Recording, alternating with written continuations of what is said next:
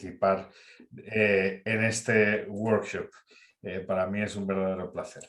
Bueno, el tema que me ha propuesto Edwin es reflexionar sobre el enfoque de public choice, ¿no? Que al final no deja de ser un enfoque que pretende, de la mano de instrumentos económicos, analizar el mundo de la política, ¿no?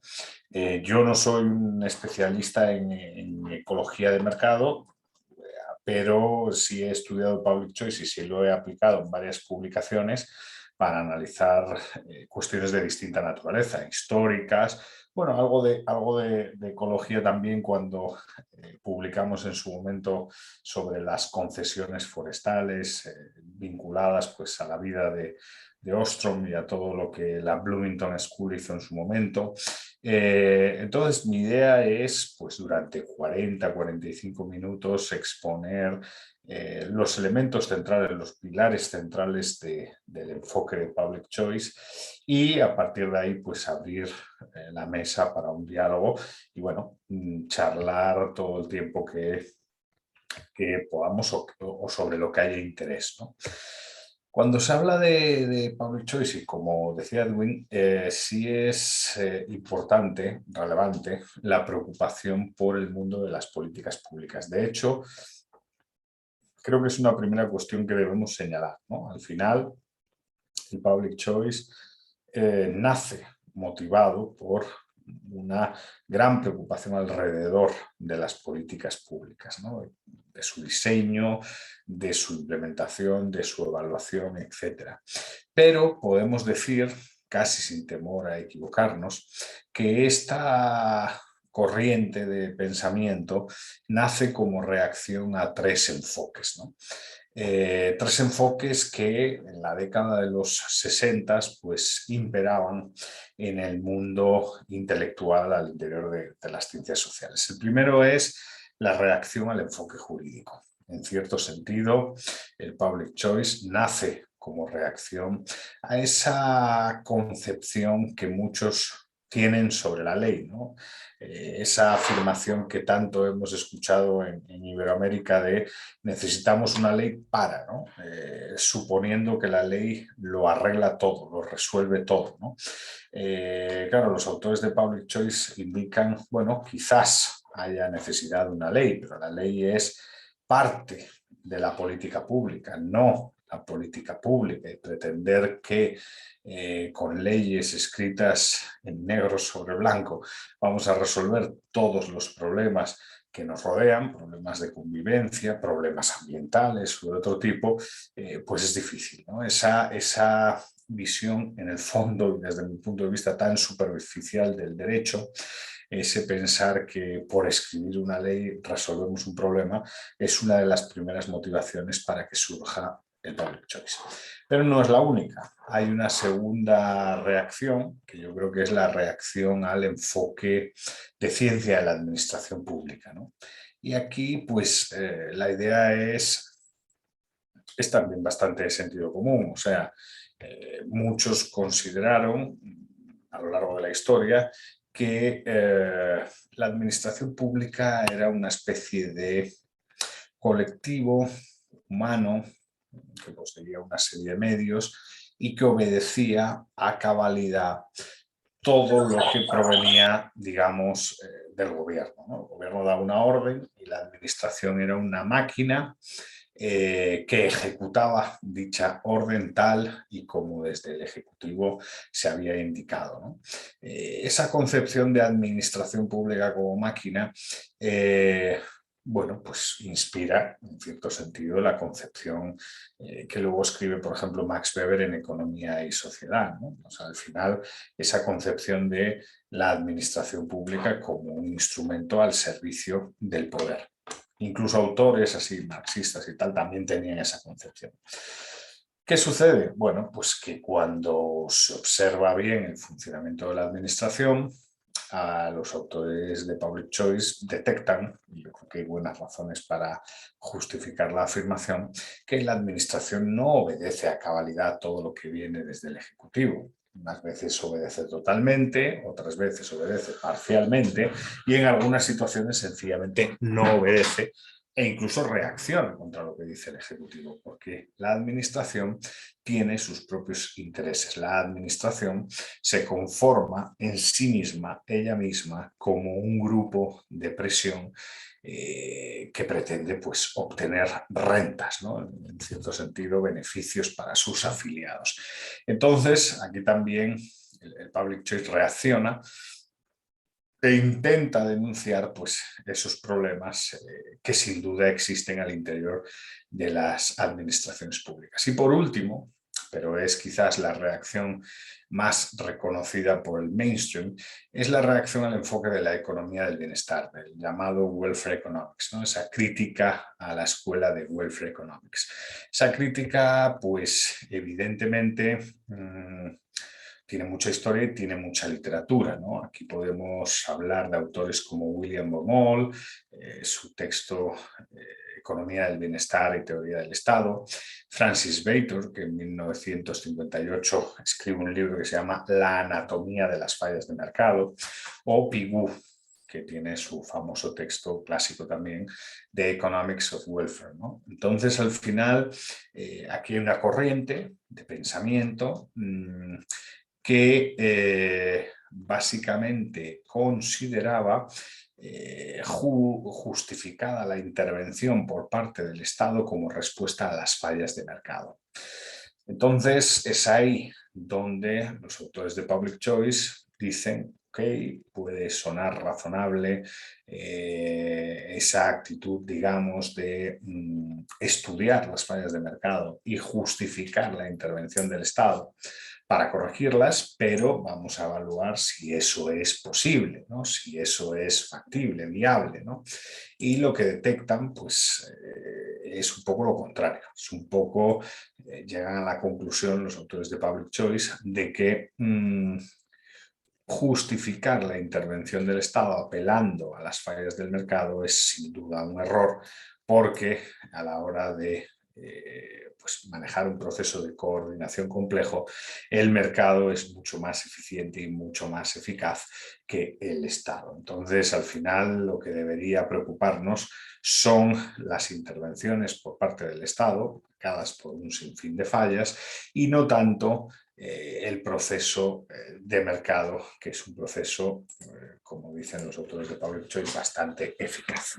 Bueno, la cosa es que estas son las tres reacciones, digamos, que motivan el desarrollo de esta escuela.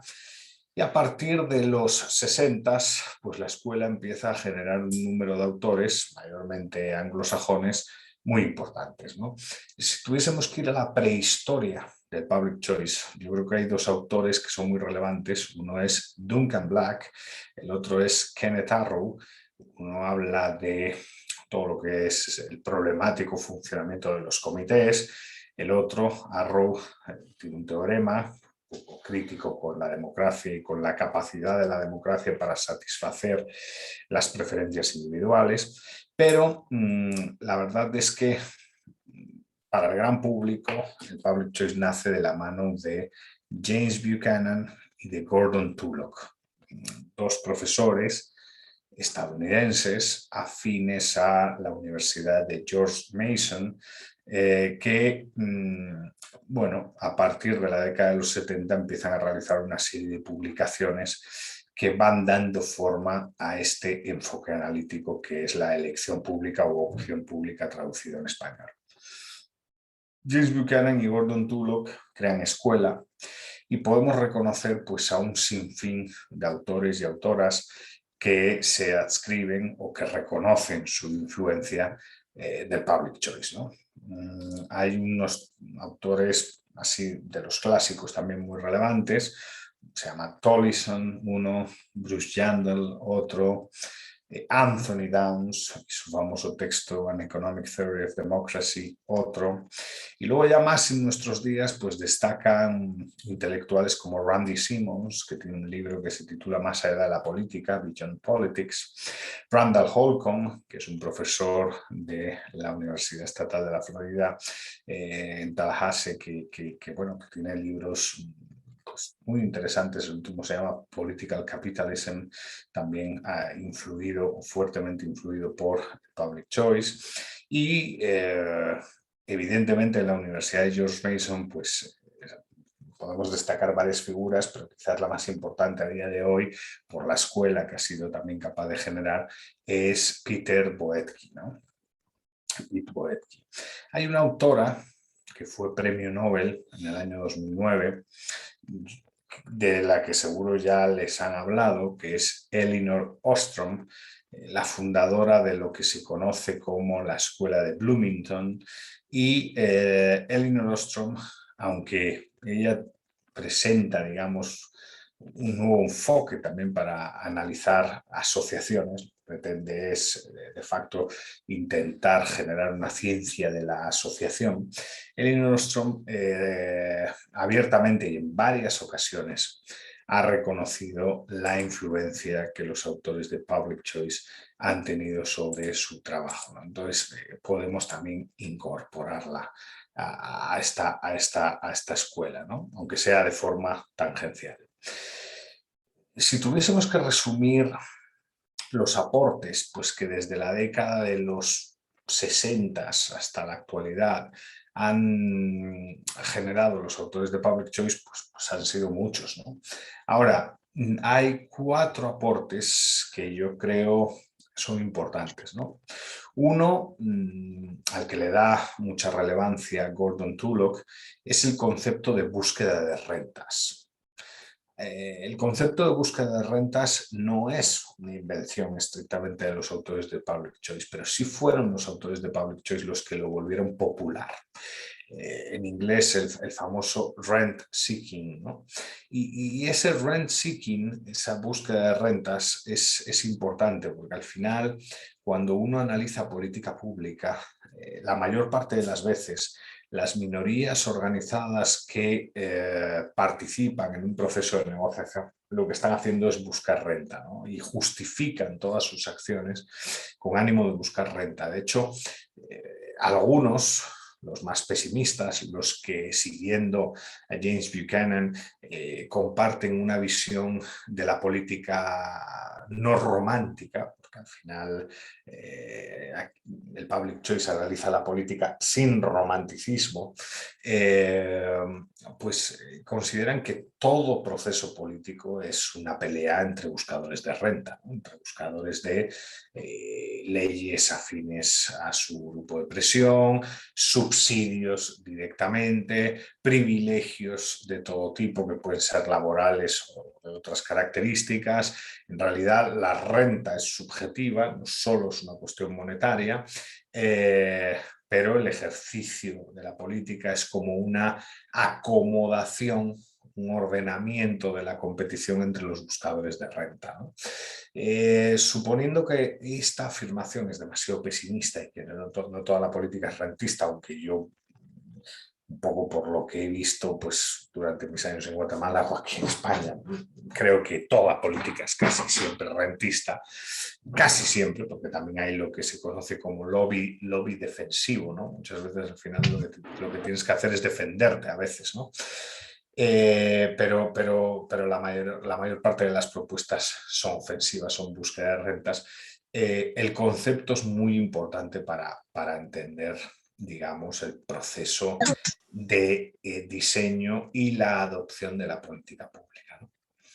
Otro concepto que los autores de Public Choice popularizan y que se encuentra en varias obras, en trabajos de Gary Becker, el economista de la Escuela de Chicago, de George Stigler o de Mancur Olson en su famosísimo trabajo Lógica de la acción colectiva, es el concepto de free rider, ¿no? De free riding, de polizón, ¿no?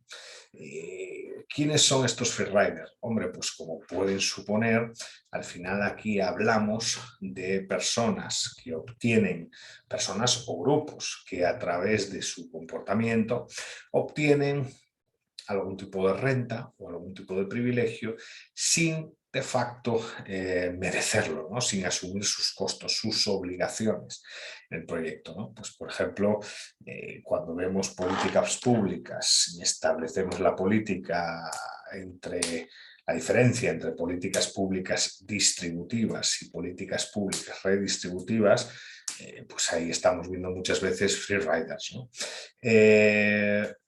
Un ejemplo. En algunas situaciones las políticas son estrictamente distributivas. ¿Qué es una política pública distributiva? Cuando el Ejecutivo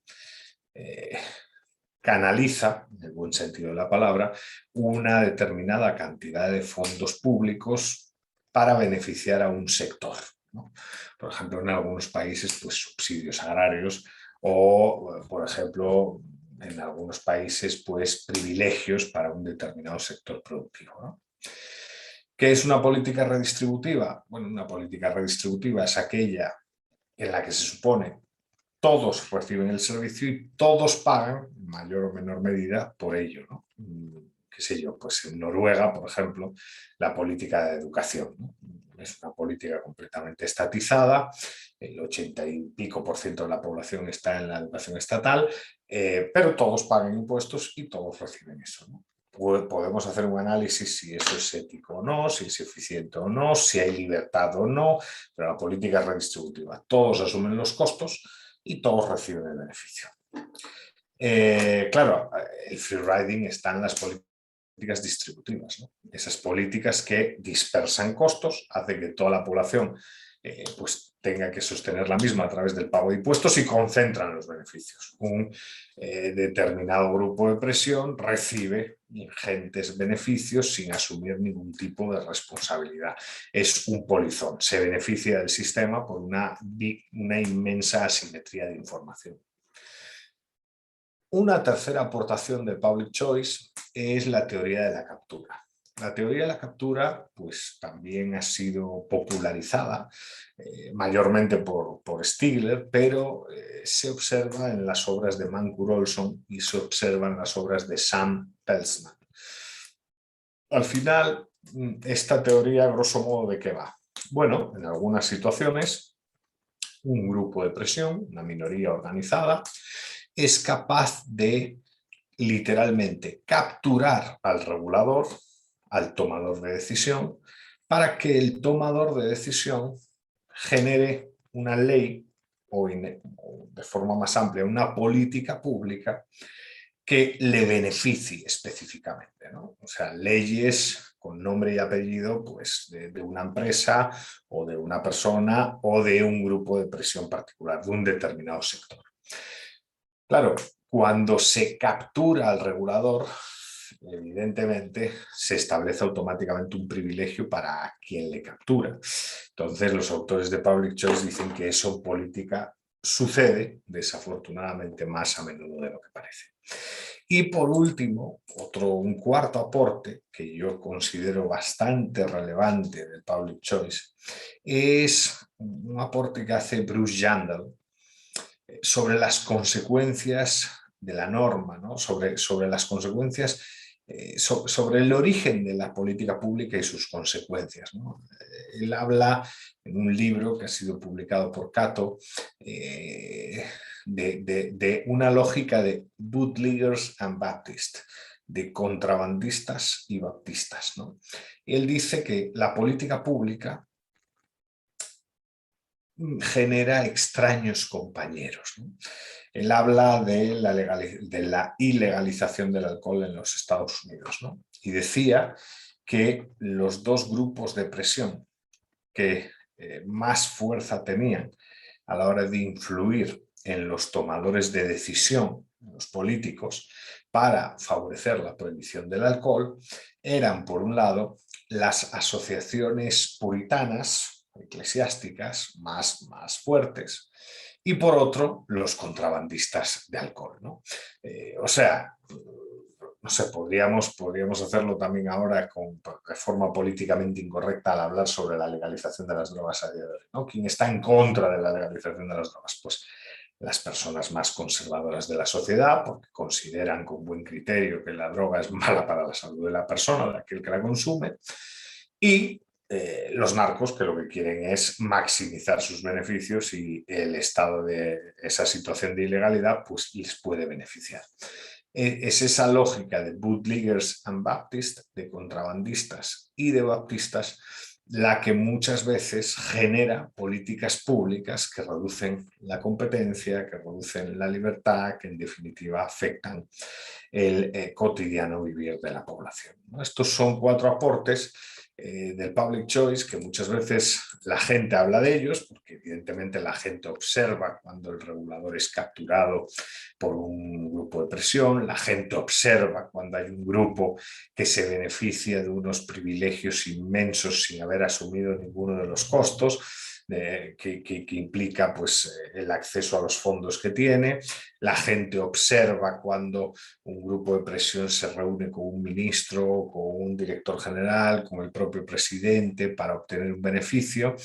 Son cuestiones que vemos en la política del día a día que nos deberían alertar sobre lo viciado que es ese proceso y sobre lo alejado que está de un régimen de libre competencia, porque al final la libre competencia bajo un Estado de Derecho lo que favorece es bueno, el consumidor salga siempre ganando, obteniendo un servicio de mayor calidad a un menor precio progresivamente, pero aquí es todo lo contrario, aquí de lo que se trata es de una lógica de obtener beneficios directamente desde el entorno político sin preocuparte mucho por quién es el consumidor, ¿no? Creo que obviamente aquí ustedes están en un programa de ecología de mercado, pero por ejemplo eso se ve mucho en la educación, ¿no? En una gran parte de países los educadores de los primeros que se preocupan es de sí mismos, ¿no? ¿Qué quiero decir con esto? Que al final las leyes educativas a quien más benefician es a los profesores, a los proveedores del servicio, sobre todo en entornos donde la educación pública tiene mucha presencia, y el cliente, el receptor, digamos, del servicio, pues no es en algunas situaciones el mayor de los beneficiarios, ¿no? Y ese es uno de los grandes problemas de ese tipo de políticas públicas. Claro, ¿cómo funciona, digamos, el tema del public choice metodológicamente, ¿no? Bueno, el public choice participa del llamado individualismo metodológico. Al final considera que son los individuos los que actúan de forma individual o colectiva a través de asociaciones, pero a fin de cuentas individuos. El public choice observa y considera que la política es una especie de mercado y que la política también implica un ejercicio de intercambio, ¿no? De negociación. Hay que sumergirse en eso, ver los actores que participan y que disfrutan de poder, ¿no? Y quizás hay críticas, buenas críticas al public choice por el tema de la metodología. Muchas veces el public choice está vinculado a la escuela de Chicago, aunque no es la única escuela de public choice que hay, y algunos modelos con información perfecta, todo esto pues fueron criticados, unos modelos que asumían la existencia de información perfecta, todo este tipo de cosas, fueron criticados porque obviamente sabemos que siempre la información pues carece de total claridad, ¿no? De todas maneras, y como les he comentado, desde 1967-68, que es cuando podemos poner el inicio formal de la disciplina ha crecido mucho y siempre ha mantenido pues, comunidad de análisis a las personas, a los individuos, organizados o no, y bueno, siempre se ha estudiado el funcionamiento de los legisladores, de los miembros de determinados comités, el funcionamiento de las administraciones públicas, la actitud de los grupos de presión, etcétera, ¿no?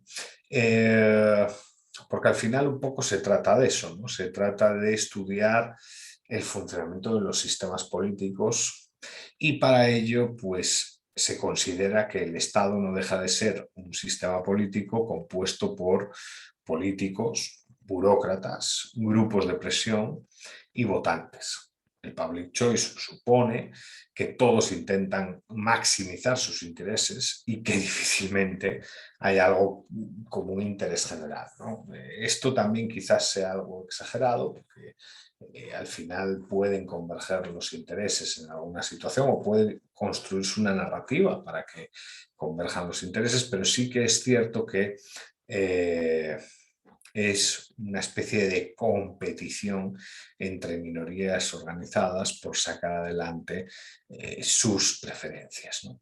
Interesa muchísimo el comportamiento de los agentes políticos, por un lado, e interesa muchísimo la calidad de las normas, la calidad de las instituciones, ¿no? Por otro. Obviamente aquí la definición que se maneja de institución es la definición que en su momento desarrolló Douglas North, otro premio Nobel del que seguro pues, han hablado mucho durante estas sesiones, y Douglas North definía las instituciones de una manera bastante sencilla, ¿no? Entendía las instituciones como normas o pautas de conducta que limitan la interacción entre las personas. Y claro, esas instituciones podían ser de calidad o podían ser de baja calidad, ¿no? Y esto de la calidad o de la baja calidad pues tenía que ver con costos de transacción, con el costo del intercambio, ¿no? Aquellas instituciones que subían los costos de transacción, pues evidentemente son instituciones de mala calidad, y aquellas que reducen los costos de transacción son instituciones de buena calidad. Ahora, si tuviésemos que reflexionar sobre el sistema político institucional, bueno, quizás lo primero que tenemos que decir es que representa una estructura de incentivos, ¿no? Y esa estructura de incentivos que representa influye en el comportamiento de los distintos agentes políticos. Y los actores que hay al interior del sistema los podemos clasificar, ¿no? Básicamente hay unos actores que son oferentes, que ya pueden suponer, estamos hablando de los políticos y de los burócratas, y hay unos actores que son demandantes. Los demandantes suelen ser los votantes y los grupos de interés. Los políticos, pues evidentemente, bajo esta lógica, se preocuparían por maximizar votos, ¿no? Y como pueden suponer, las conclusiones a las que llegan los autores de Public Choice sobre el comportamiento de los políticos, pues son bien conocidas por todos, ¿no? ¿Qué hacen los políticos? Pues básicamente lanzan a la población promesas generales y ambiguas, promesas que además no son vinculantes, y podemos decir, también sin temor a equivocarnos, que la política moderna sufre de una miopía galopante, ¿no? Los políticos piensan a corto plazo, y el pensar a corto plazo pues, suele ser un problema para la ejecución de política pública, ¿no? La administración pública, pues evidentemente, lo que pretende es maximizar presupuestos y maximizar permanencia. Al final, un burócrata lo que desea es la estabilidad y seguridad en su puesto de trabajo, y a ser posible que el presupuesto no deje de crecer a lo largo del tiempo. Y bueno, aquí hay un debate sobre distintos modelos de administración, que bueno, es discutible, pero claro, la eficacia en la administración pública pues está sujeta a debate, y ya no hablemos de eficiencia. Es una cosa que, bueno, pues evidentemente las diferencias con la privada son muy evidentes, ¿no? Y luego los receptores, digamos, o los demandantes de política pública suelen ser los grupos de presión o los votantes. Los grupos de presión, claro, buscan esa dinámica de costos dispersos y de beneficios concentrados, y hay muchos grupos de presión, hay muchas diferencias aquí, ¿no? Porque al final los grupos de presión lo que pretenden efectivamente, probablemente en la mayoría de las situaciones, es obtener un privilegio del tipo que sea, pero aquí hay una paradoja, ¿no? Y es que para defender, digamos, el Estado de Derecho, para defender, digamos, una ley que nos trata a todos por iguales, todo este tipo de cosas en un juego político como el que estamos sumergidos en la actualidad, se necesita uno también conformarse como grupo de presión, ¿no? Entonces hay aquí una diferencia entre esa presión, digamos, predatoria, que busca privilegios, el lobby, digamos, ofensivo, y el lobby defensivo, ¿no? Minorías organizadas que lo que pretenden es lo contrario, lo que pretenden es defenderse, ¿no? Ahora, los grupos de interés, Mancur Olson citaba este libro de Lógica de la Acción Colectiva, porque los grupos de interés definitivamente son muy relevantes, ¿no? Hay que estudiar qué hace que un grupo de interés triunfe. Y con base en la visión de Mancur Olson, los grupos de interés que triunfan suelen ser aquellos que tienen una estructura de beneficios claramente definida. Al final, un sindicato, por ejemplo, de trabajadores del ferrocarril, ahora que en Madrid están en huelga, suele ser muy eficaz. ¿Por qué? Porque la estructura de beneficios está claramente definida. Aquí de lo que se trata es de conseguir una subida de salario del 15% y al mismo tiempo es muy fácil vigilar a los miembros en este caso, a los pilotos de trenes de cercanías o de Renfe. Es muy fácil vigilar su comportamiento y sus actitudes y saber quién está conmigo y quién no está conmigo. Y eso, claro, está relacionado con la estructura de beneficios, ¿no? A quienes no están conmigo, pues los condenaré moralmente y si puedo económicamente, y a quienes están conmigo les beneficiaré. Entonces Mancur Olson dice, claro, hay determinados grupos de presión que gracias a sus reivindicaciones acceden a una estructura de beneficios clara que favorece el control sobre el propio grupo de presión, ¿no? Por el contrario, hay otro tipo de movilización colectiva, cuando a lo mejor en un país pues se explota una manifestación por la calidad de la democracia, pero claro, la estructura de beneficios en esas situaciones no está tan claramente definida. Obviamente, claro, cuando luchamos por la democracia, mucha gente no percibe el beneficio de esa lucha a medio plazo, ni a corto plazo, ni a largo plazo. Entonces, tu capacidad para movilizar se reduce, ¿no? Esto ha sido bastante estudiado por el Public Choice, ¿no?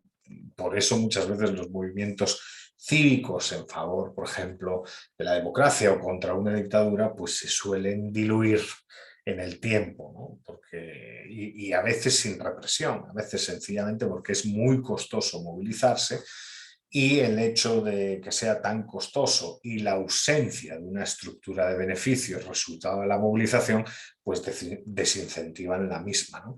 Claro, en el sindicato te movilizarás todo lo que sea necesario porque sabes que si ganas, la estructura de beneficios es clara y es evidente, ¿no?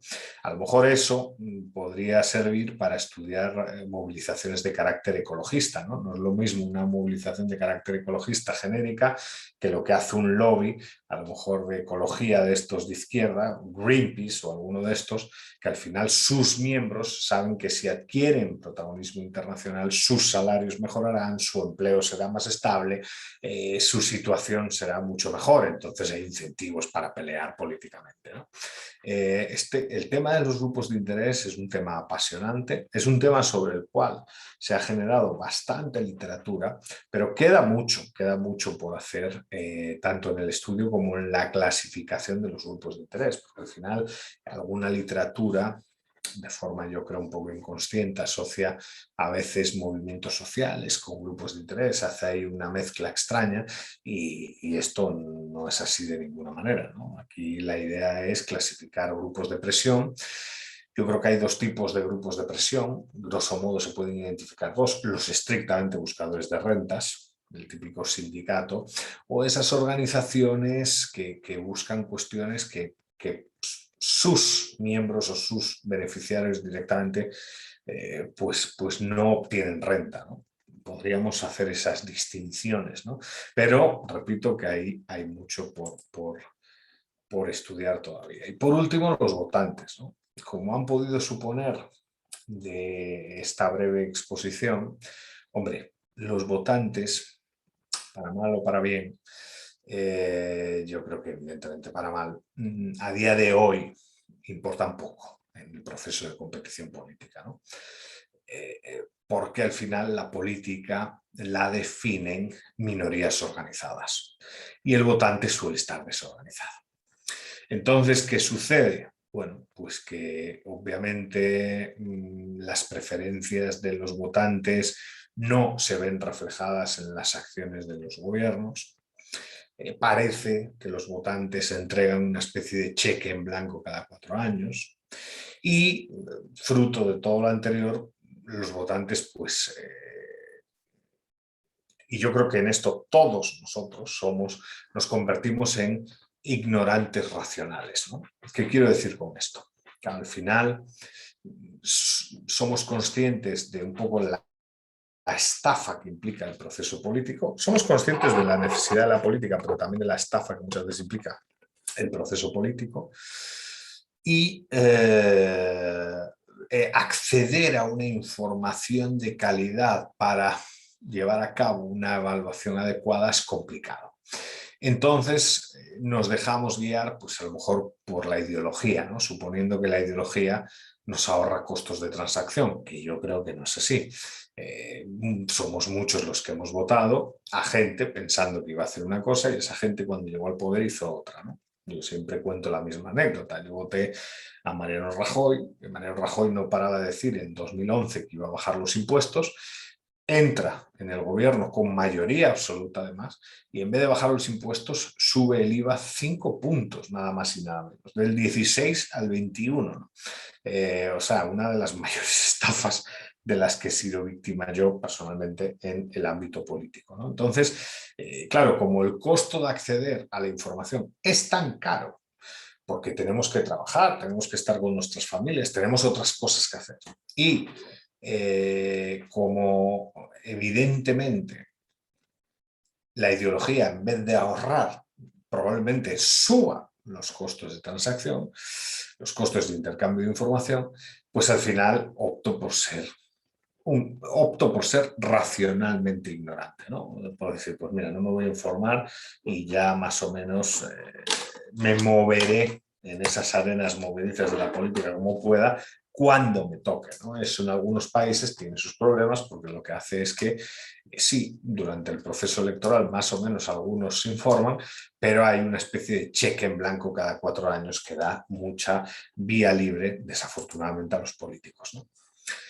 Claro, ¿qué les ha interesado? Porque ya veo que ya son menos cuarto. ¿Qué les ha interesado a los autores de Public Choice? Les ha interesado cosas de todo tipo, cosas que van desde la representación hasta los métodos de elección, sistemas electorales, hasta los procesos de toma de decisiones, cómo calcular pues, importancia en ese sentido, a través de reglas de mayoría, unanimidad, mayoría cualificada, todo este tipo de cosas.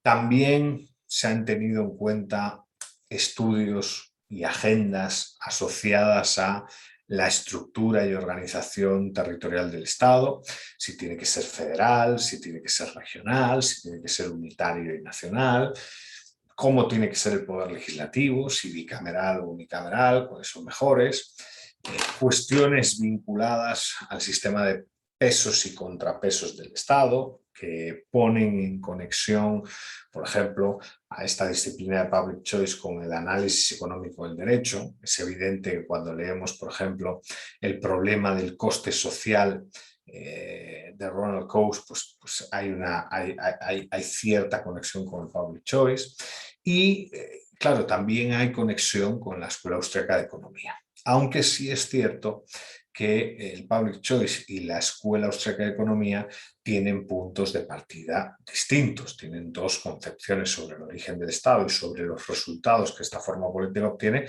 distintos, ¿no?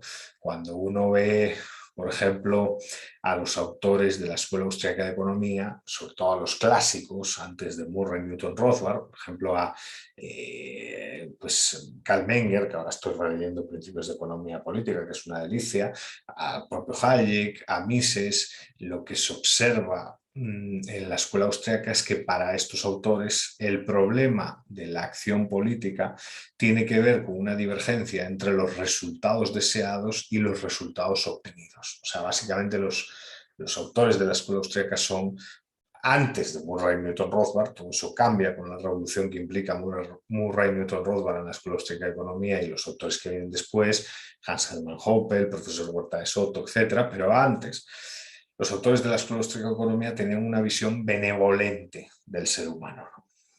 Al final, lo que decían es las políticas públicas fallan porque los tomadores de decisión no saben de economía. Entonces hay que hacer más pedagogía económica y hay que enseñar de forma comprometida más y mejor economía para que el tomador de decisión pues no se equivoque y por tanto no lleguemos a esos resultados pues no deseados, ¿no?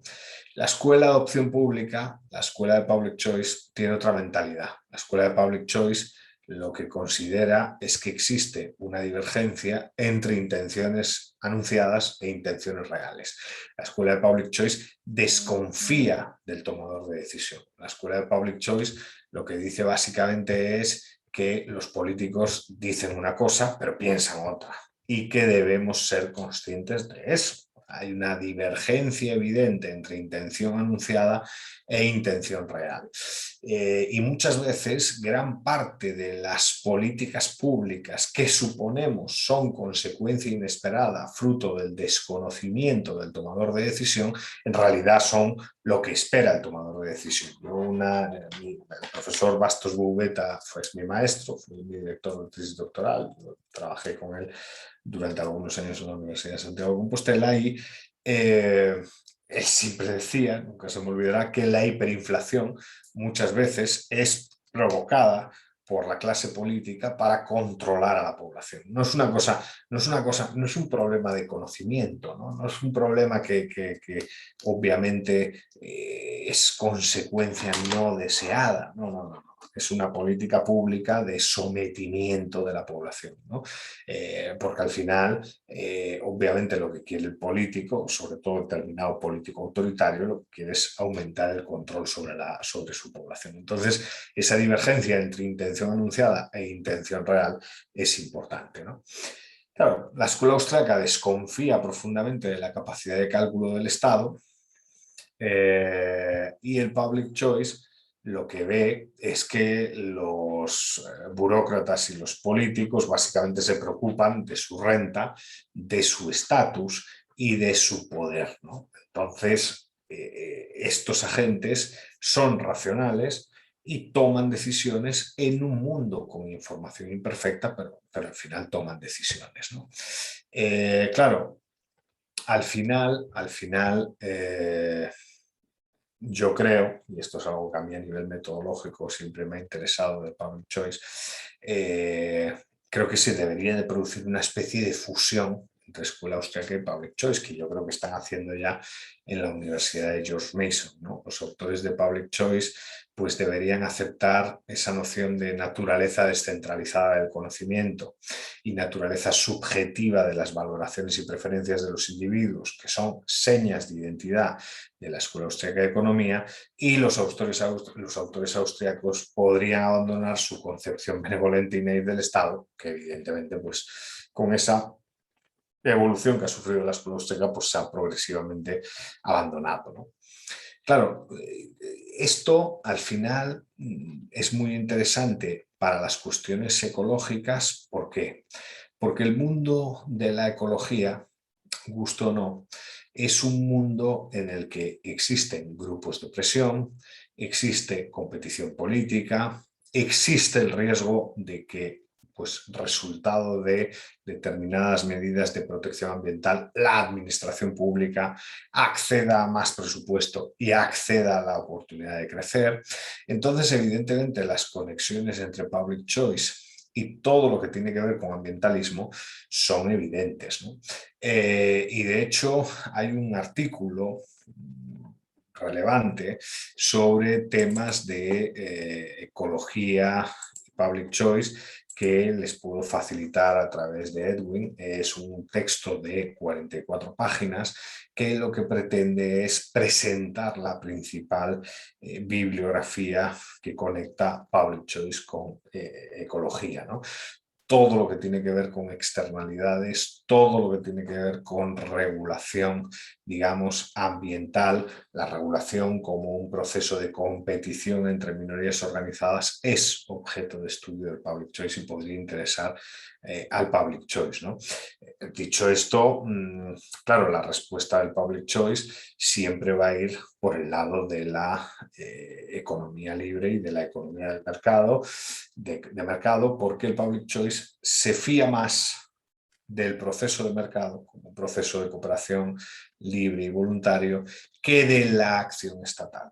Al contrario, que esa escuela de bienestar que citábamos al principio, de William Bamor, de Pigou, los autores de Public Choice creen que el Estado tiene más probabilidades de fallar y de generar problemas en la vida cotidiana de los ciudadanos que el mercado como proceso de cooperación libre y voluntaria, siempre que, evidentemente, porque los autores de Public Choice no son anarquistas, exista un sistema regulatorio que trate más o menos igual a todos los participantes, ¿no? Bueno, he hablado 50, son ahorita 53, 54 minutos. Si quieren lo podemos dejar ahí y podemos seguir reflexionando sobre el Public Choice. Me queda un poquito comentar lo de Elinor Ostrom, pero bueno, lo podemos comentar durante el turno de preguntas si es necesario, o si considera Edwin que puedo seguir unos minutos, pues comento lo de Elinor Ostrom, que es interesante también. Hola Eduardo, sería bueno que nos comentes lo de Elinor Ostrom y de esa manera ya pasamos a las partes de preguntas. Muy bien. A mí Elinor Ostrom me parece una autora muy interesante porque al final, pues eso, es una autora que se ha preocupado mucho de la vida comunitaria, de la propiedad comunitaria o comunal. Hay varios libros, yo recomiendo uno que al final tiene unas dimensiones moderadas para todos aquellos que estamos pues, trabajando y en un sinfín de cuestiones, que es Elinor Ostrom, una biografía intelectual escrita por Vlad Tarko, ¿no? Que es un discípulo de esa universidad de George Mason, ¿no? De Pete Boetkin. Ahora, concretamente, él hizo la tesis doctoral con Paula Ligica. Claro, Elinor Ostrom para cuestiones ambientales creo que es de gran relevancia, ¿no? Porque al final su trabajo es una especie de reacción a la tragedia de los comunes de Garrett Hardin cuando se habla de estas cuestiones pues parece que solo había dos vías, ¿no? O privatización de los recursos o gestión centralizada y estatal de los mismos. Y los Ostrom introducen pues una tercera vía que involucra a la sociedad civil, que involucra a la comunidad, que abre una reflexión sobre la importancia de pues, los gobiernos locales y que señala una crítica importante a la administración pública, ¿no? Porque esa administración que calcula perfectamente desde arriba, pues comete errores, ¿no? Claro, el tema de los Ostrom es importante porque también implica una reflexión sobre los derechos de propiedad, sobre la aplicación efectiva de la norma, sobre cómo gestionar comunitariamente o a través del autogobierno un recurso de uso común, pues un acantilado, por ejemplo, unos pastos, una zona pesquera, una ría o un río que puede facilitar la producción de un determinado molusco o un determinado recurso, abre un montón de cuestiones que son interesantes, ¿no? Yo soy de una zona del norte de España en la que se pescan, si lo conocen, percebes, ¿no? Que son unas cosas que al que no es de aquí pues no les suele gustar mucho. Es una especie de marisco que en determinadas zonas, en determinadas fases del año, tienen unos precios muy elevados y que hay comarcas que enteramente viven de la pesca de esa cuestión, ¿no? O sea, este ser vivo crece en los acantilados con los golpes de mar y son las comunidades las que gestionan más o menos la pesca, el recurso, ¿no? Ahora, hay problemas y España está organizada en 3 niveles de gobierno: el nivel estatal, el nivel autonómico y el nivel local, ¿no? Y las autonomías, que se supone son expresión de la descentralización, en realidad no son expresión de la descentralización, han cambiado un centralismo por otro, ¿no? Antes era el centralismo de Madrid, ahora es el centralismo, pues, de Santiago de Compostela en Galicia, de Oviedo en Asturias, de Barcelona en Cataluña. Entonces hay un debate muy importante sobre los recursos de uso común para las comunidades y quién tiene que ser la autoridad a la hora de decidir sobre la gestión del recurso, ¿no? Las direcciones generales de pesca lanzan, digamos, drones con biólogos y tal, que calculan la producción de percebe en los acantilados, ¿no? Yo realicé varias entrevistas a pescadores muy críticos, ¿no? Porque decían, este señor sí tendrá un doctorado en biología, lanza el dron, pero es que yo llevo viendo el mar, este año el mar ha estado raro y yo llevo viendo el mar todo el año desde aquí y yo llevo toda la vida en este pueblo y yo sé básicamente cómo crece el recurso, dónde crece el recurso, dónde hay más probabilidades de que haya más. Entonces, donde ha dicho la Dirección General de Pesca no va a crecer nada porque los vientos fueron de un determinado sitio y no favorecen que allí crezca este año. Probablemente el año que viene sí, ¿no? Ese conocimiento tácito, que quizás no es conocimiento formal, es conocimiento comunitario, es conocimiento fruto de la explotación del recurso, fruto de la vida en comunidad, es muy relevante, ¿no? Y al final, bueno, yo solo estuve año y medio en esta cuestión del percebe, al final tenían más razón los marineros que los biólogos de la Dirección General de Pesca. Y al final hubo que cambiar las zonas de explotación, porque ahí que las comunidades se organizaron para presionar a la Dirección General de Pesca, ¿no? Todas estas cuestiones que tienen que ver con conservación de un recurso, con gestión de un recurso común, con cómo organizarse, son importantes. Y es un poco lo que estudió Elinor Ostrom, y bueno, abrió una línea de debate importante sobre derechos de propiedad, ¿no? Y sobre cómo organizarse para que una comunidad funcione mejor a la hora de conservar un recurso natural que les puede facilitar, pues, el acceso a una renta económica, etcétera, ¿no? Y ahí hubo una buena literatura, que básicamente el libro clave es El gobierno de los comunes, sobre gobernanza comunitaria, que encaja muy bien con el public choice, ¿no? Porque al final el public choice es un defensor acérrimo de la descentralización en la cuestión de políticas públicas. ¿Por qué es un defensor acérrimo de la descentralización en cuestiones de política pública? Porque evidentemente entidades descentralizadas o radicalmente descentralizadas son menos, son más fáciles de controlar por la población, porque las asimetrías de información son menores, y al mismo tiempo, en casos sean incontrolables, porque nadie niega que puede existir corrupción en el entorno local, se puede votar con los pies más fácil. Puedes abandonar la comunidad e irte a otra comunidad vecina que consideres que está mejor gestionada. O sea, un sistema de descentralización radical favorece la competencia a la hora de proponer soluciones a problemas de política pública, ¿no? También favorece innovaciones en la gestión, favorece relaciones distintas con el ciudadano. Entonces, el Public Choice considera que la descentralización, el pensar en pequeño, copiando ese libro de Schumacher de Lo pequeño es hermoso, puede servir para que, bueno, los problemas políticos que sufren muchos sistemas en la actualidad, corrupción, elevadas asimetrías de información, problemas de política, de gestión de política pública, se vayan minimizando, ¿no? Y en el tema de la conservación de determinados recursos, pues aplicar una visión ostroniana, comunitaria, de cosoberanía, de corresponsabilidad, pues puede contribuir a pues, esa compatibilidad entre vida comunitaria y protección del medio ambiente, ¿no? Claro, Ostrom, y esto lo podemos discutir también, Ostrom es estrictamente descriptiva, ¿eh? O sea, todo lo que hace la Bloomington School, y esto es importante, es describir.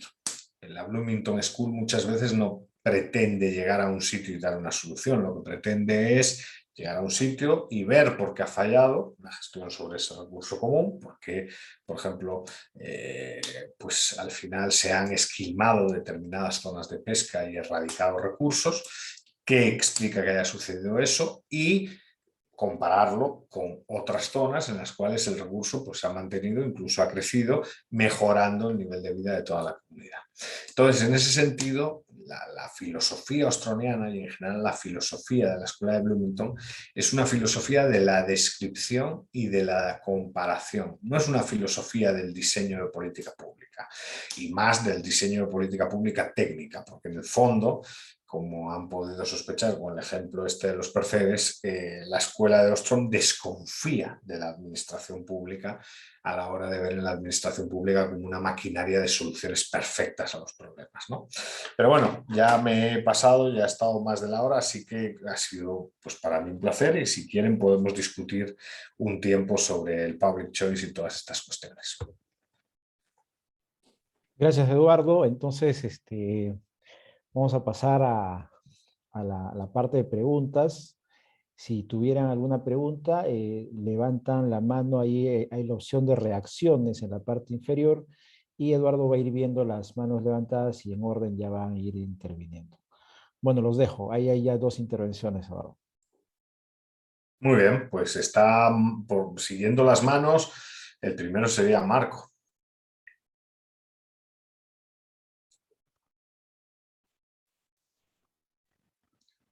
Saludos desde México.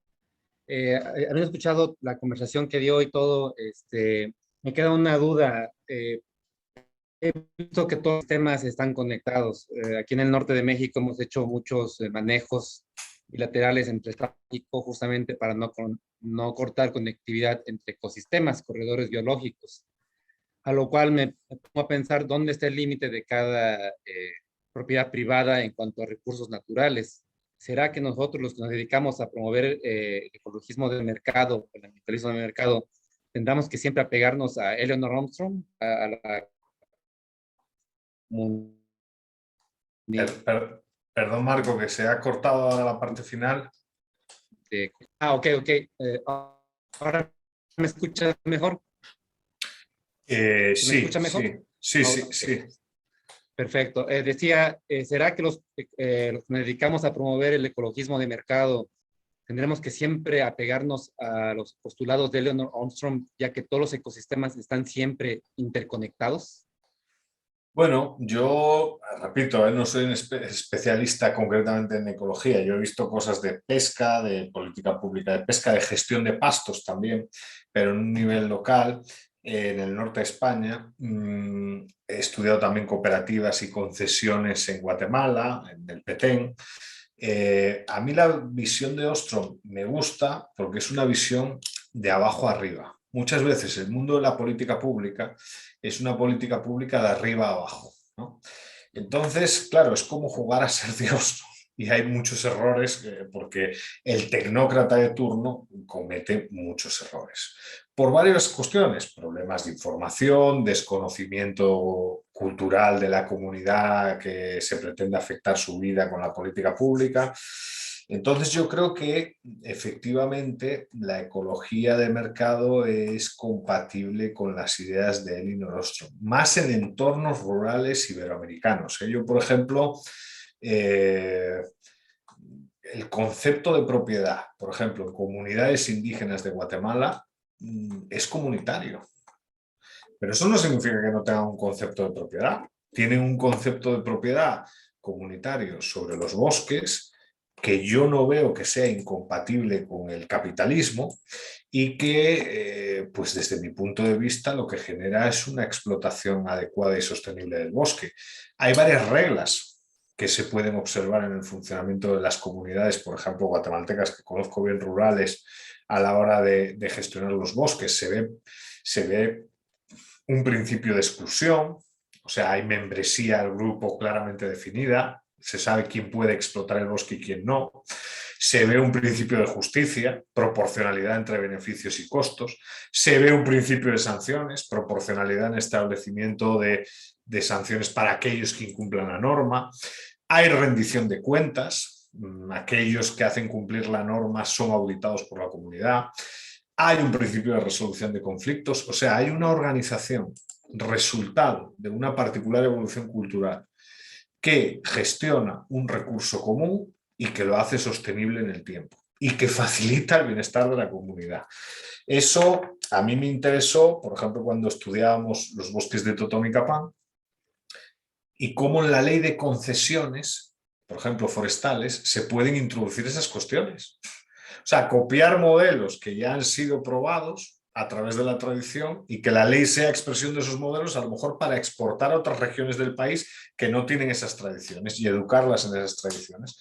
Hombre, eso sigue siendo pensar de arriba abajo, pero es una forma más inteligente de pensar de arriba abajo, porque es aprendiendo de los de abajo, no jugando a ser Dios desde el centro, ¿no? Entonces a mí, claro, me gusta la obra de Elinor Ostrom, pero hay que ser consciente de las limitaciones de la obra de Elinor Ostrom. Yo dije ahora al final el tema de la descripción, porque muchas veces, cuando a lo mejor estamos discutiendo en un taller a Elinor Ostrom, el lector queda insatisfecho porque no ve soluciones. La obra de Elinor Ostrom es muy descriptiva. La obra de Elinor Ostrom te dice, esta comunidad en Suiza gestiona los pastos de esta manera y funciona perfecto, y han funcionado así durante siglos. El Tribunal de las Aguas de Valencia gestiona el recurso de agua en Valencia desde el año 1453 de esta manera y ha funcionado perfecto durante siglos. Pero la pregunta es, pero en mi pueblo tenemos un problema y yo no sé cómo resolver el problema. Claro, como que en la obra de Ostrom, y esto desde la humildad de la lectura de Ostrom, es descriptiva la metodología, no es propositiva, o sea, no es para diseñar política pública, es aprender de aquellos que lo han hecho bien e intentar readaptar soluciones a otros sitios, pero no hay una obsesión tecnocrática por el diseño de política pública y todo lo contrario, ¿no? Ahora, ¿es compatible con una filosofía de ecología de mercado? Yo creo que completamente. Perfecto, muchas gracias. Se puede decir que de alguna manera hay que dejar que el entorno sea favorable a que se dé ese tipo de propiedad comunal y lo que surja. Realmente no podemos decir esto va a pasar, no, dejar que la gente misma llegue a conclusiones inimaginables de cómo manejar los sistemas naturales. Yo diría que la filosofía es esa, ¿no? Ahora, te voy a contar mi experiencia con los perceberos, que son gente marinera y son gente, pues ya saben cómo son los marineros, son gente ruda y clara y tal. Los marineros eran plenamente conscientes de la importancia que el recurso tenía para la supervivencia de la comunidad. Y los marineros lo que querían era autonomía para gestionar el recurso. O sea, ahí lo que estamos viendo con el tema de los percebes es que una comunidad adquiere conciencia sobre un recurso de uso común que puede beneficiar, bueno, una lógica de negocio de toda la comunidad y que demanda al nivel superior del gobierno que le den autonomía, porque el diseño de política pública centralizado no le ayuda a sostener el recurso. Es que es inaudito. O sea, no le ayuda a sostener el recurso ni a gestionar, digamos, lo que viene después del recurso, distribución, comercialización del producto, todo ese tipo de cosas. Y en esas están, ¿eh? En España se ha logrado la descentralización para algún tipo de capturas, por ejemplo, pulpo y todo este tipo de cosas, que en pesca me interesa mucho porque soy de un pueblito de pesca y tengo muchos amigos que se dedican a eso. Pero para otros productos no se ha logrado la autonomía. Y son las cofradías de pescadores, se supone, el órgano responsable de la sostenibilidad del producto. Y no solo el órgano responsable de vigilar y de sancionar a quien, por ejemplo, practica el furtivismo y todo este tipo de cosas. Sin embargo, no tienen soberanía a día de hoy para establecer, por ejemplo, vedas.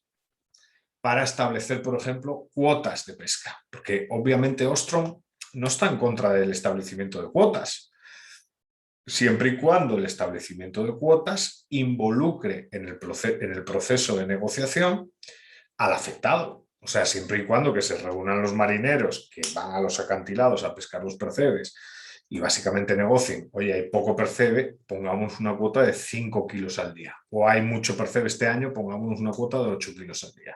Y vigilemos y castiguemos el furtivismo para que el recurso sea sostenible a largo plazo. Pero claro, la pregunta es, ¿quién tiene la autoridad sobre el recurso? Yo tengo claro como liberal que la autoridad lo tiene la gente del pueblo, no lo tiene un burócrata en una ciudad capital o un burócrata en Madrid, y eso es pura filosofía austroniana. Luego pensar que esa gente no sabe lo que es la propiedad privada, aunque sea comunal, porque aquí hay un debate con Ostrom que es el tema de la propiedad privada. Hay una crítica de Walter Block muy dura a Elinor Ostrom, y yo soy fan de Walter Block, al final en el Mises Institute recibí clases con él, pero ahí se le va un poco la mano, porque al final la propiedad comunal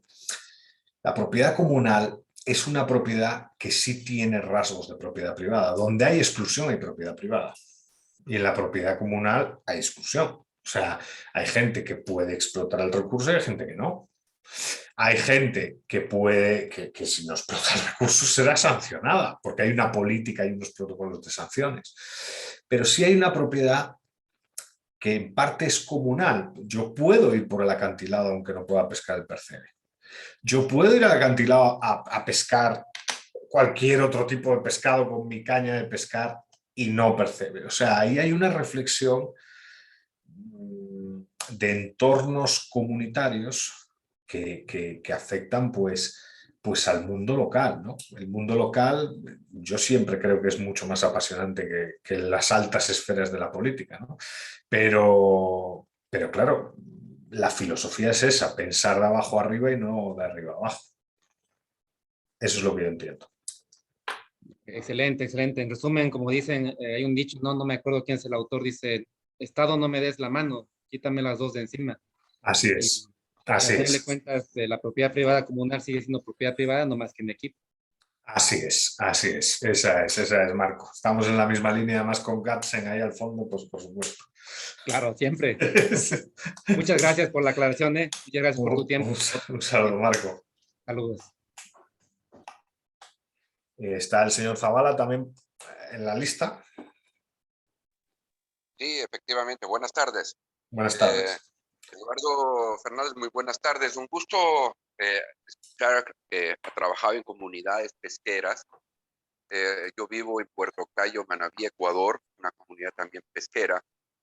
Y obviamente estamos supeditados a lo que se decida, ni siquiera en el gobierno local, sino lo que deciden las municipalidades, acá le llamamos prefecturas, a las provincias, y obviamente lo que es el Estado central. De todas maneras, a grupos de ciudadanos acá, por un acaso soy de profesión periodista y también trabajo con medios de comunicación, pero mi interés es entender la política pública como gestor también aquí, o como participante de una organización de vecinos. Entonces, dentro de las cosas que nosotros hemos revisado y analizado es cómo podemos ir entendiendo el famoso efecto cobra, justamente cuando hablaba de la calidad de la norma, ¿no? Este efecto que el origen está en la India, cuando las políticas públicas o la norma, mejor dicho, que intenta solucionar un problema, a la larga, a mediano plazo también, se revierte y comienza siendo un problema. Pero no hemos encontrado cómo evaluar ese tipo de proyección. No sé si al respecto podemos comentar algo, ¿no? Sí, vamos a ver, el mundo de la política, claro, la política pública, desde mi punto de vista, la política pública no deja de ser vivir en política pública desde un ámbito estatal es estar constantemente sumergido, por lo menos desde mi punto de vista, en un flujo turbulento. ¿Por qué? Porque es imposible, por una cuestión de cálculo, predecir todas las consecuencias que van a suceder con con la política pública que se pone en movimiento. O sea, al final, la lista de consecuencias inesperadas que una intervención desde el punto de vista central, desde un Estado central, tiene para el devenir de un país, es imposible de calcular. ¿Por qué defiendo la descentralización radical? Y eso pues también me ha traído problemas, ¿no? Yo defiendo la descentralización radical porque la descentralización radical reduce asimetrías de información y facilita el cálculo a la hora de la política pública. Evidentemente hay políticas públicas que tienen que estar, pues yo diría, tienen que tener una naturaleza superior. Por ejemplo, si queremos construir una gran red de carreteras o una gran red de trenes, pero la mayor parte de políticas públicas podrían ser ejecutadas y diseñadas desde un nivel local. Es menor el impacto negativo si una política pública es local. Es más fácil de corregir a corto plazo si nos equivocamos. Es más manejable desde un punto de vista de transparencia y eso parece un poco relevante, pero es muy relevante, porque al final de lo que se trata es de que la política pública gane legitimidad. Cuando hay problemas en sus consecuencias a medio y largo plazo, pues la política pública pierde legitimidad y erosiona la totalidad del sistema.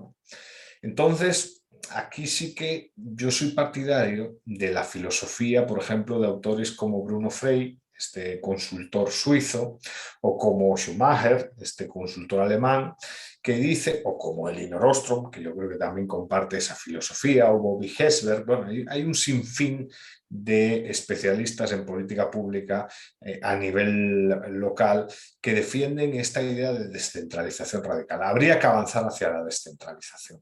Es la única manera de tener políticas públicas realmente legítimas, por un lado, y fácilmente corregibles por otro, porque de lo que se trata también, como la política pública va a necesitar, bueno, va a sufrir una retroalimentación, sea positiva o sea negativa, de parte de los afectados, y va a necesitar modificaciones. Pensar a pequeña escala facilita las cosas para el tomador de decisión. Y esto es desde una visión que se supone más tecnocrática, que yo no soy tan favorable de los altos tecnócratas y todo esto, pero esto pretende encontrar asidero a través de una justificación tecnocrática. Si queremos reducir consecuencias inesperadas y estar en ese flujo turbulento de política pública en la que una medida nos lleva a otra, nos lleva a otra, nos lleva a otra, a lo mejor pensar a nivel local es lo más eficaz, es lo más eficaz.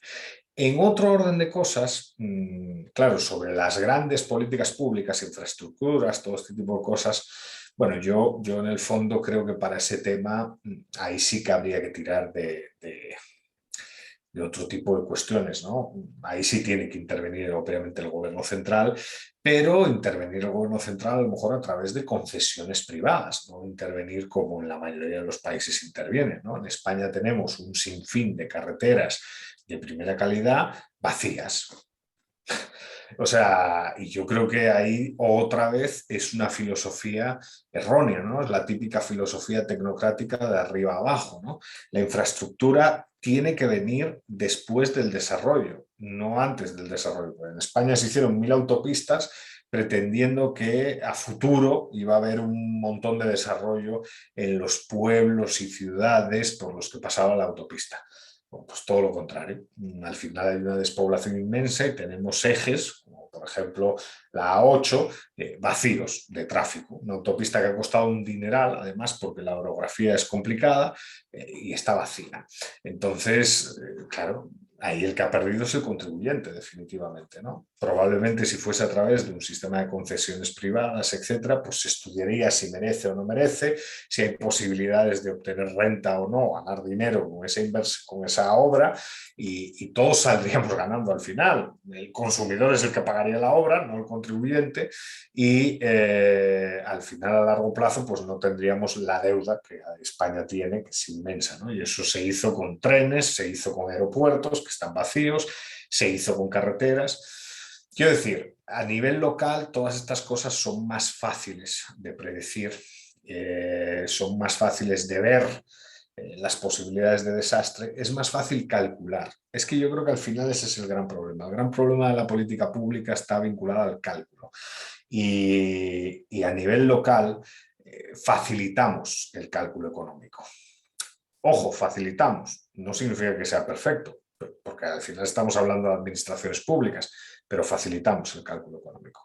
Y cuando, por ejemplo, jugamos con lógicas de descentralización sobre gestión de recursos comunes en el entorno pesquero agrícola, yo ahí sí creo que hay cálculo económico. Uno se puede equivocar, pero como en cualquier aventura empresarial, pero está claro que,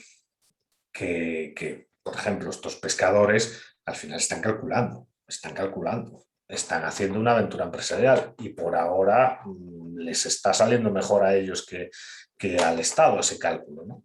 Porque hay más variables, conocimiento tácito, todo este tipo de cosas que muchas veces no se tienen en cuenta, ¿no? Amelia también. Perdón, sí. Gracias, Eduardo. No, a la orden, a la orden. Amelia también está aquí, sí. Doctor, muy buenas tardes. Buenas tardes, buenas tardes.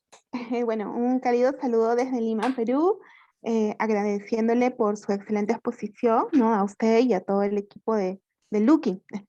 Así es. Doctor, estaba escuchando atentamente su explicación sobre las políticas públicas y bueno, apreciaría que usted nos pudiera comentar sobre de qué forma se podría obtener una estructura de incentivos más idónea, ¿no? En el marco de este tipo de políticas, pues que tratan de satisfacer a la mayor cantidad de actores posibles, ¿no? Contando con unas normas que no sean ambiguas. Muchas gracias. Muchas gracias, sin problema. Bueno, al final, claro, aquí hay varios temas, ¿no? Claro, claro, es la pregunta del millón, ¿no? Hacia unas buenas políticas públicas, ¿no? ¿Cómo llegar hacia unas buenas políticas públicas? Es complicado, porque al final el mundo de la política pública es un mundo, desde mi punto de vista, muy complejo, ¿no? Y además, claro, ¿qué es bueno y qué es malo? Eso también es discutible en el ámbito de política pública, ¿no? Yo siempre pongo el ejemplo del estilo de las políticas públicas. Muchas veces la gente dice, la política pública tiene que ser anticipativa y no reactiva. Pero bueno, eso no significa que las políticas reactivas sean malas. O sea, hay políticas reactivas que son muy buenas. Pero sí, es mejor tener pues una carretera bien hecha que impida, por ejemplo, en una época de lluvias, derrumbes, que pues reaccionar ante el derrumbe y desplazar maquinaria y tener prevenida la maquinaria. Pero bueno, hay situaciones en las cuales no cabe otra posibilidad que reaccionar. Luego, claro, hay que tener en cuenta de dónde sale la política pública. Y yo creo que para entender de dónde surge una política pública, hay que ser consciente de que se necesita, por un lado, evidencia científica. Por otro lado, infraestructura social. Y por último, voluntad política. Y muchas veces una de las tres no está. O sea, hay veces que hay voluntad política, pero no tenemos la suficiente infraestructura social, ni presupuesto, ni personal cualificado para sacar adelante la medida. Hay muchas políticas públicas que desafortunadamente se diseñan sin base en evidencia, o sea, no hay una buena recabación de datos y hay mucha política pública que desafortunadamente no pretende resolver un problema, sencillamente agenda política. Entonces hay que tener en cuenta que claro, una política pública es un proceso de competición, que sí, que funciona a través de fases. En teoría tiene que haber una formulación de política pública, en teoría tiene que haber un proceso de adopción de la política pública, tiene que haber una implementación de la política pública, debería de existir una evaluación de la política pública.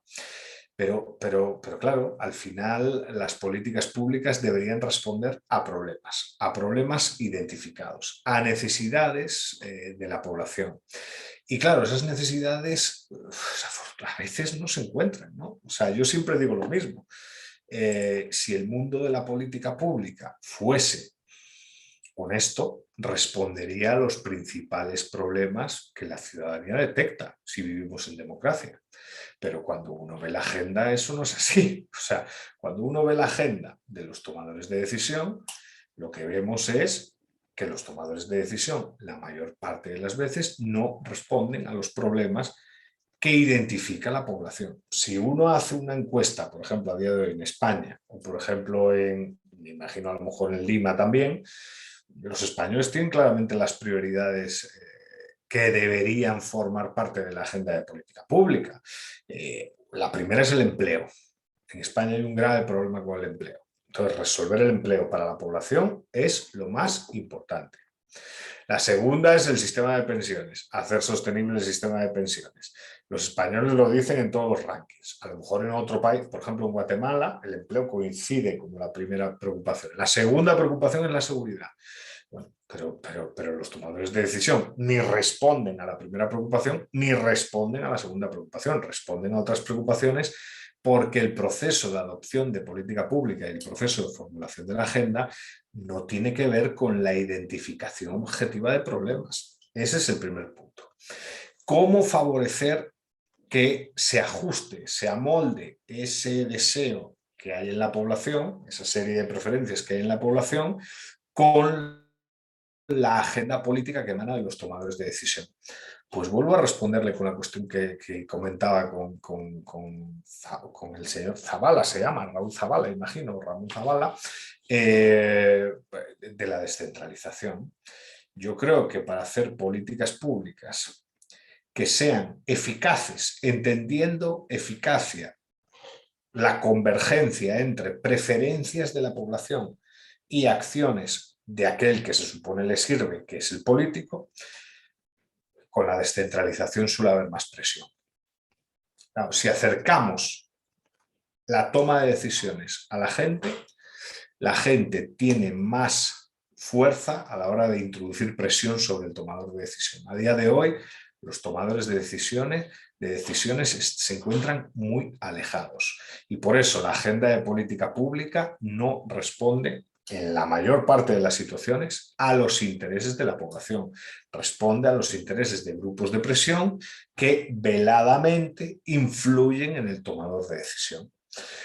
Nadie niega que si descentralizamos radicalmente eso vaya a desaparecer. No va a desaparecer. El lobby, la presión de minorías organizadas sobre tomadores de decisión para la ejecución de política pública, eso nunca va a desaparecer, es inherente al proceso político.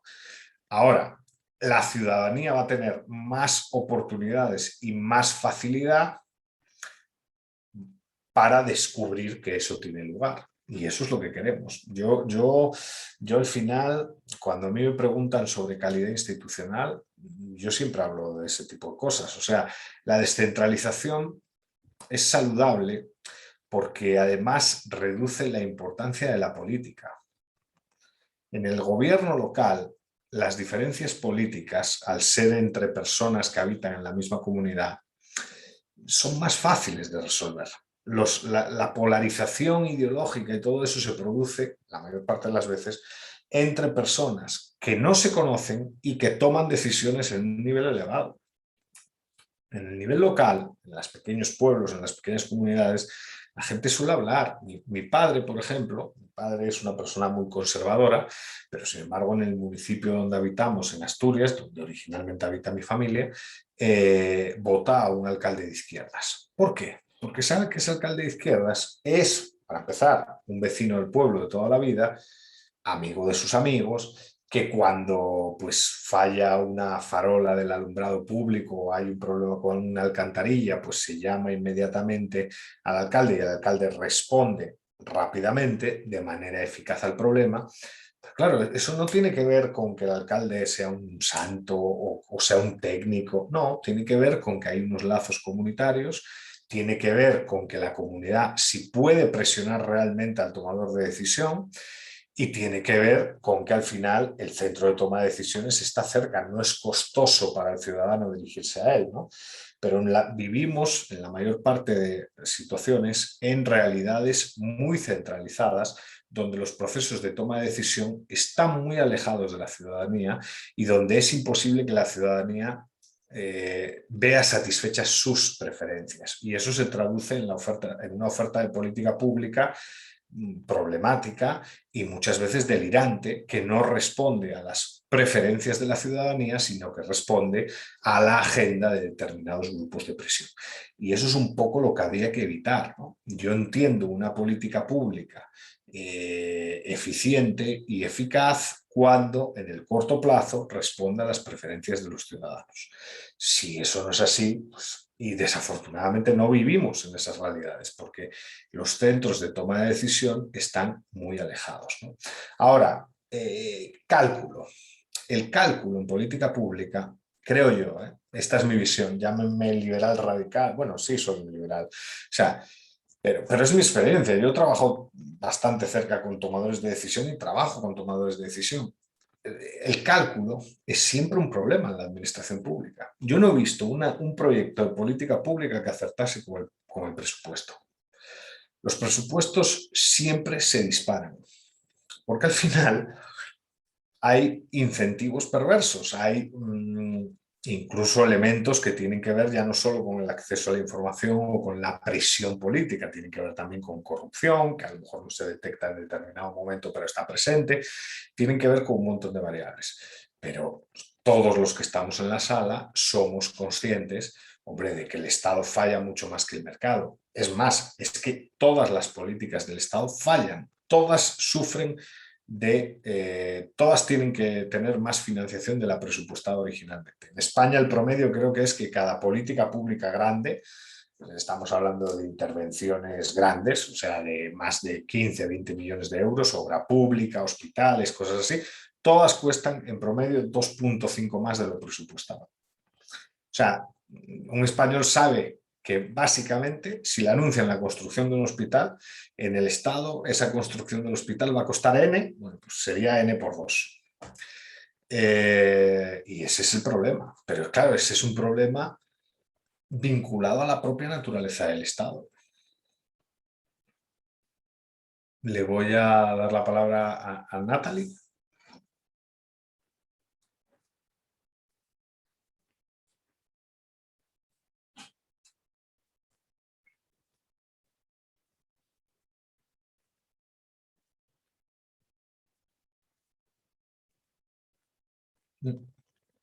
Ah, bueno. Bueno. Muy bien, Natalie, pues.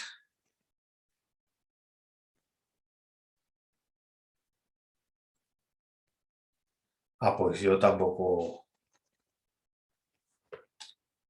lo sé, la verdad. De repente, Natalie, lo puedes dejar en el chat tu pregunta.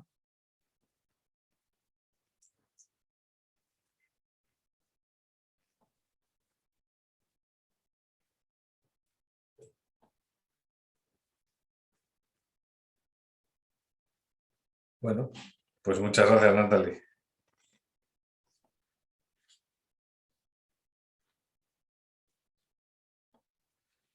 Bueno, pues si no hay más preguntas, lo podemos dejar aquí, Edwin. Perfecto. Entonces, bueno, agradezco. Bueno, ahí dice algo, Natalie. Ah, sí, sí, a ver. A ver. Bueno, voluntad política, sí.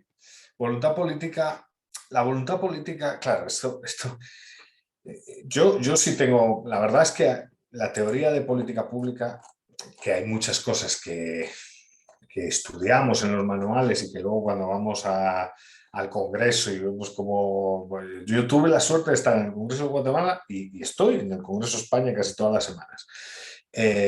Claro, la evidencia empírica, hay veces, repito, es que esto es verdad, hay veces en las cuales se diseña política pública sin evidencia. O sea, sin evidencia, sin una justificación adecuada de que la intervención tiene que responder a un problema. Eso es de locos. O sea, es que eso es de locos. Y eso no pasa en unos países y en otros. No, no, pasa en todos los. Es que me juego que pasa en todos los países. Yo solo conozco dos bien a nivel legislativo, pero pasa seguro en todos los países. Diseños de política pública sin evidencia. Diseños de política pública sin tener conciencia de la capacidad institucional. ¿Cuántas leyes hay que sabemos que luego no se pueden cumplir? No se pueden cumplir. ¿Por qué no se pueden cumplir? No tenemos ni el personal, no tenemos ni el presupuesto, no tenemos ni la infraestructura física que se necesita, a lo mejor para algunas cuestiones, yo qué sé, para el comercio, ¿no? Máquinas que pesan camiones, y no tenemos en las autopistas y tal. No tenemos un sinfín de cuestiones que imposibilitan la ejecución de la política pública. O sea, y todo esto antes de empezar a evaluar. ¿Cómo salen esas evaluaciones? Pues o no se hacen, o salen mal, o se aplican evaluaciones de satisfacción aprovechándote de la asimetría de información que hay con la gente, ¿no? Porque muchas veces las evaluaciones, como saben, los políticos no quieren evaluaciones de satisfacción.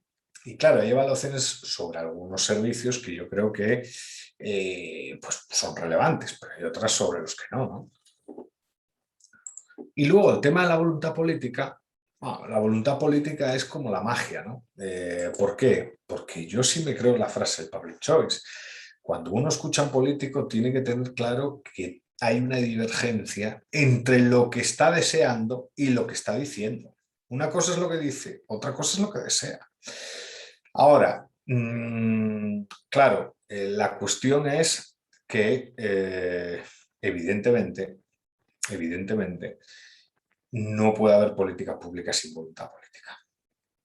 Y esto está bastante estudiado. Y para que haya voluntad política se necesitan ciertos consensos. Un dato interesante, una hipótesis sugerente que ha estudiado un economista, bueno, varios economistas argentinos, Pablo Spiller, creo que era el director de la investigación, muy bueno, trabaja en Estados Unidos a día de hoy, decía que los diputados, que por ejemplo, en varios países de Iberoamérica, la reelección de diputados es legal, en otros está prohibida, pero que incluso donde la reelección es legal, la vida de un diputado es muy pequeña, ¿no? Es decir, que los diputados están una legislatura o legislatura y poco en promedio, y que es muy bajo el porcentaje de diputados que permanecen mucho tiempo en la Cámara. Bueno, pues este detalle, en vez de facilitar buenas políticas públicas, lo dificulta, curiosamente. Es decir, donde hay mucha rotación de élites en el legislativo, las políticas públicas disfrutan de menor calidad que donde hay, de menor calidad que donde hay menos rotación de élites. Los diputados que no rotan, que se mantienen en el Congreso durante periodos largos, 8 o 12 años, favorecen que haya política pública de largo plazo. Esto es muy curioso, porque además de los problemas de corrupción y tal, que pueden existir, es curioso esto, ¿no? Necesitamos diputados de larga duración para que la política pública adquiera una mentalidad a largo plazo. En Guatemala, por ejemplo, más del 60% de los diputados de legislatura en legislatura son nuevos. Solo hay un 5-7% de diputados que tienen una elevada experiencia, más de 3 legislaturas, que deben de ser los que controlan el Congreso. Pero claro, ahí es imposible que haya política pública a corto plazo. Lo que hay es un caos constante. Cada 4 años hay un caos legislativo evidente que dificulta la consecución de acuerdos. Es más, los acuerdos que se consiguen son predatorios en la mayoría de las situaciones, porque ese es otro problema. Si tenemos encima barreras de entrada altas a la competición electoral, pavimentamos el camino para la corrupción. Resulta que a una persona le cuesta un mundo llegar a ser diputado, le cuesta tiempo, le cuesta dinero, le cuesta esfuerzo. Una vez entra como diputado, sabe que las probabilidades de no reelegirse son elevadísimas, pues ya saben, el modelo de rational choice es evidente, ¿no? La mayoría lo que va a hacer es a corto plazo amortizar toda la inversión que ha hecho para convertirse en diputado. Entonces se pavimenta indirectamente, como consecuencia inesperada, el camino a la corrupción, ¿no? En donde la rotación es menor. Nadie niega que hay corrupción, por supuesto que hay corrupción, pero la corrupción tiene menos intensidad y eso favorece políticas públicas de más largo plazo. Nuevamente, esto es más fácil de gestionar siempre a nivel local, porque la voluntad se puede forzar. O sea, si la gente mete presión al tomador de decisiones, se puede forzar la voluntad para conseguir acuerdos y consensos que garanticen que haya ciertas políticas a largo plazo. Porque lo que necesitamos, y yo creo que ese es el gran problema de Iberoamérica, es que no hay políticas a largo plazo. No hay una buena política a largo plazo de infraestructura, no hay una buena política a largo plazo de educación, no hay una buena política a largo plazo de sanidad. Y ahí hay que confiar en el mercado, porque el mercado es más eficiente. Ahí lo único que hay que tener claro es la igualdad ante la ley de todos los ciudadanos, que es un principio rector de toda política pública y de toda medida, pero luego hay que tener otras cuestiones. Hay que incentivar la competencia. Una buena política pública tiene que incentivar la competencia. Yo por ejemplo, aunque estamos hablando, en este caso, les voy a contar una anécdota muy buena de introducción de dinámicas de mercado en el Estado.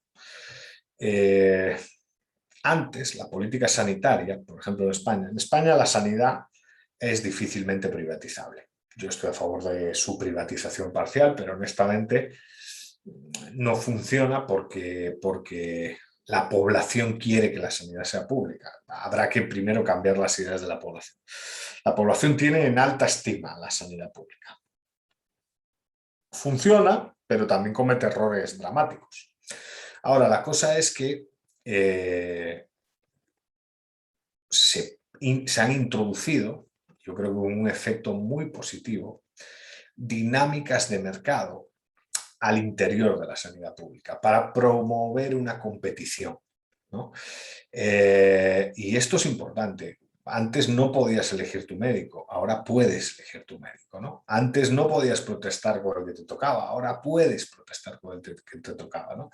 Y el siguiente paso en esas dinámicas, favoreciendo la libertad de elección, por ejemplo, mejorando los canales de comunicación y de crítica para decir que te gusta y que no te gusta y favorecer una retroalimentación adecuada por parte de la ciudadanía de la intervención pública, se debería ir más allá. Se deberían utilizar cosas como las que pasan en Inglaterra, ¿no? En Inglaterra los médicos generales, los médicos de familia, son privados, pero el consumo es público, es decir, el Estado paga a cada médico privado las consultas de familia, ¿no? de servicios esenciales de familia, y un médico gana más o gana menos en función de los clientes que tenga. Que eso ya sí es una dinámica de mercado, aunque el médico trabaje para el NHS, el Servicio Nacional de Salud británico. Pero además hay incentivos correctos para que el médico haga bien su trabajo y no solo cobre, ¿no?, la consulta. Hay unas líneas base que vienen de la tarjeta sanitaria, es decir, todo médico, el Servicio Nacional de Salud, sabe cuál es, digamos, el esquema de salud de cada persona, ¿no? Tenemos nuestra tarjeta sanitaria y uno llega al doctor y pasa su tarjeta sanitaria y ahí está todo el expediente sanitario, ¿no? El médico, si es capaz de mejorar alguno de los indicadores, por ejemplo, favorecer que una persona deje de fumar, que le haya bajado el colesterol de un análisis a otro en un espacio de un año, que haya bajado de peso, que tenga una salud mejor, cobra un plus. Y esos sí son los incentivos adecuados, es introducir una dinámica de mercado entre profesionales de la salud que pertenecen al sector público con objeto de incentivar un buen comportamiento de su parte hacia los clientes, hacia las personas, porque al final se trata de un servicio y se trata de unos clientes. Entonces, esa es la filosofía que debería de impregnar las políticas públicas en general, ¿no? Una filosofía de servicio, de competencia, ¿no? Y eso desafortunadamente pues es lo que en muchos sitios no tenemos. No tenemos. Hay una pregunta de Amelia sobre el tema de la pesca. Bueno, el tema de la pesca, sí, yo no soy especialista en pesca en general, pero efectivamente y un poco motivado por Ostrom, yo fui a fui a mi región y fui, como comentaba antes, con varios amigos míos que se dedican a esa pesca, del Percebe, se llama, a la cofradía de pesca. Y mi idea era estudiar un poco cómo era el modelo y yo llevaba un prejuicio, no un prejuicio, llevaba una idea inicial que era la de que el modelo era austroniano, ¿no? Luego descubrí que todo lo contrario. La estructura en Asturias de la pesca, en España, en general del norte de España la pesca, se articula a través de lo que se denominan cofradías de pescadores. ¿Qué son cofradías de pescadores? Cada pueblo tiene una flota y los propietarios de la flota se asocian en cofradías. Esas cofradías, bueno, tienen lonjas donde venden el pescado, ¿no? ¿Qué sucede? Que ahí ya en sí mismo hay un proceso de competencia importante, porque no en todos los pueblos se vende pescado, ¿no? Hay lonjas que tienen una mejor capacidad para atraer a los intermediarios, a los fresqueros que se llaman, que son los que llevan el pescado pues desde el norte de España a Madrid, a Bruselas o a Japón. Entonces al final esas cofradías tienen sus lonjas, pero hay unas lonjas que son muy exitosas y se han convertido como en grandes plataformas para la venta de pescado y hay otras que no.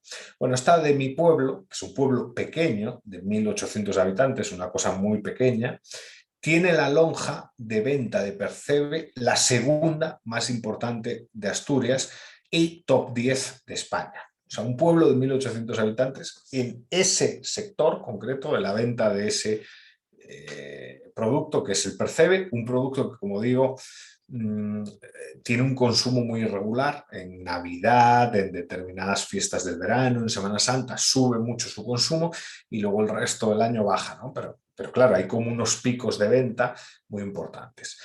Luego ya saben, porque creo que esto es así en todas las lonjas,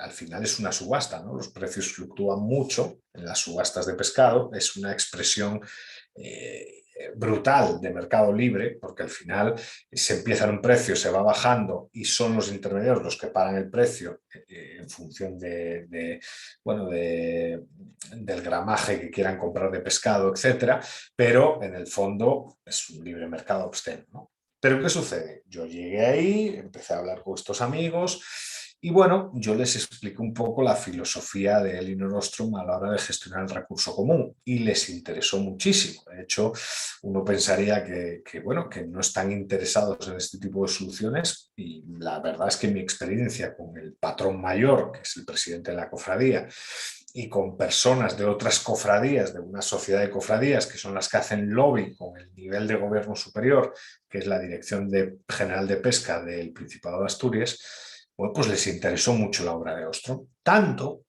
que empezamos a, de una forma descriptiva, ver qué había en común y ver que no había en común con la obra de Ostrom, ¿no? Y con esas soluciones de propiedad comunal. Y lo que concluimos, que yo, pues como les decía, no lo sabía cuando empecé la investigación, es que es la Dirección General de Pesca, a través de un departamento compuesto por biólogos y de drones que lanzan al cielo y que van haciendo fotografías de la costa, la que establece los periodos habilitados para la pesca, obviamente las vedas y obviamente las cuotas. Y encima descarga en la comunidad, que es muy injusto, todo lo que tiene que ver con vigilancia del recurso.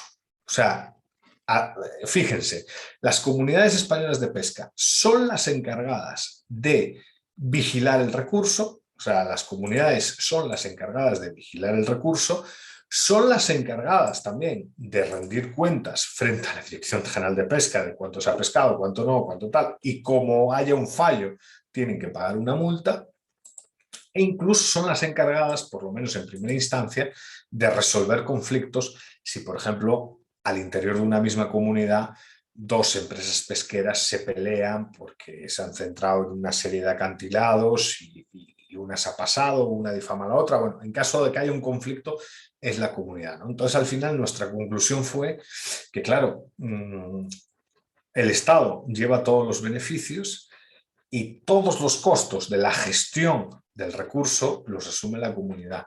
Entonces, ¿cuál es la reivindicación de la comunidad? Aceptamos asumir todos los costos de vigilancia de la costa, de resolución de conflictos, de rendición de cuentas, incluso de representación política, pero por favor, dennos la autonomía para establecer cuotas y vedas a nosotros. Y la justificación que dieron es que básicamente los biólogos no saben y que el sistema de drones es muy sofisticado, pero no calcula bien. Y el argumento que dimos es el del conocimiento tácito.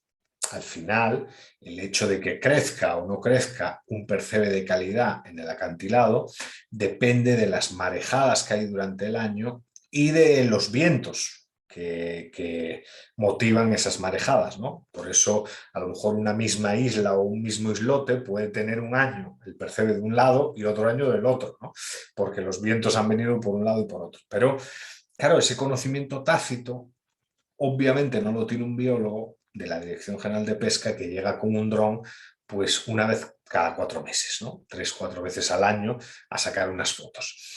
Todos los marineros estaban realmente indignados, se hizo una especie de reunión con las cofradías interesadas, porque no todas las cofradías interesadas explotan ese recurso, y la actitud de la tecnocracia pues es la esperada, ¿no? No se cedió la competencia y no se promocionó la autonomía. Entonces, eso es un poco también lo que suele suceder, ¿no? Que hablamos de estados descentralizados y la descentralización es falsa, ¿no? O sea, en España se ha cambiado, lo dije antes, una centralización por otra, ¿no? O sea, al final, los municipios españoles, que son las administraciones públicas que menos dinero deben, o sea, toda la deuda pública que tiene adquirida España como país, que es una deuda obscena, más del 120% del Producto Interno Bruto, es adquirida por el nivel de gobierno autonómico y por el nivel de gobierno central.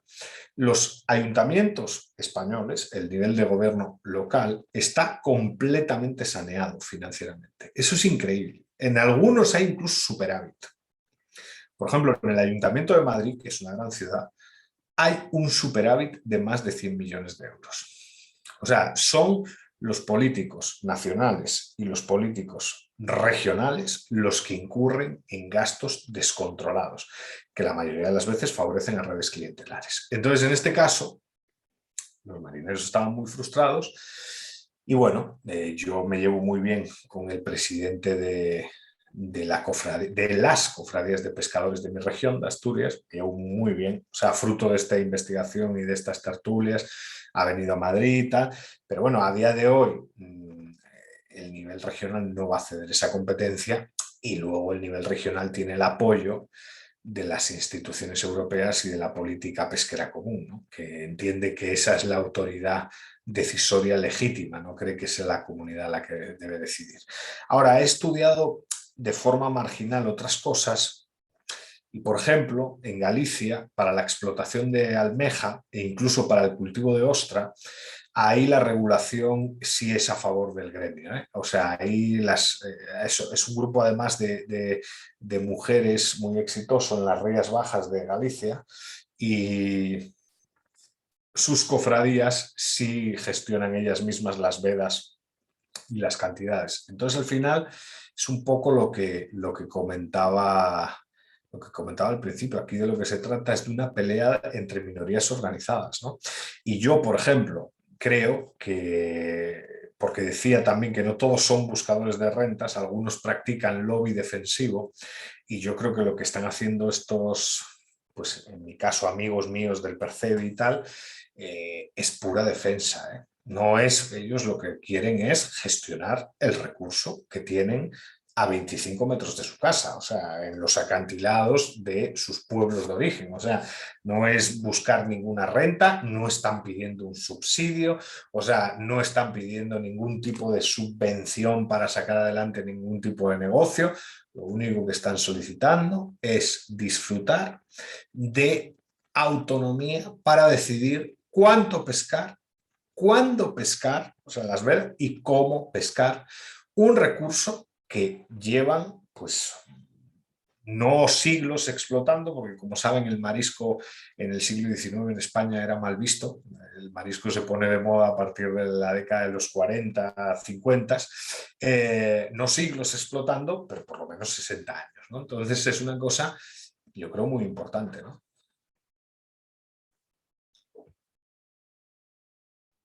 Bueno, Eduardo, han concluido las preguntas. Ha estado muy, muy interesante tu exposición, Eduardo. Yo he tomado nota de varios puntos muy, muy claves para entender las políticas públicas, ¿no? Yo creo que a todos nosotros y todos los participantes nos ha servido mucho todos estos puntos, estos criterios que aporta Public Choice para analizar, entender a la política pública y en este caso a la política ambiental, ¿no?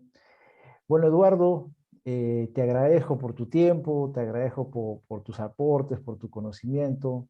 Es siempre muy grato tenerte en estos espacios, ¿no? Y desde Perú, pues te mando un gran abrazo, ¿no? Y ya nos vemos pronto, siempre en algún evento que surja en los próximos tiempos, meses o años, ¿no? Pues un placer, Edwin, un gran abrazo y eso, muchas gracias por el espacio y por la tertulia. Gracias, Eduardo. Gracias a todos los participantes por asistir y nos vemos el siguiente sábado. Gracias a todos. Gracias, Eduardo. Adiós, gracias, un gran abrazo. Chao.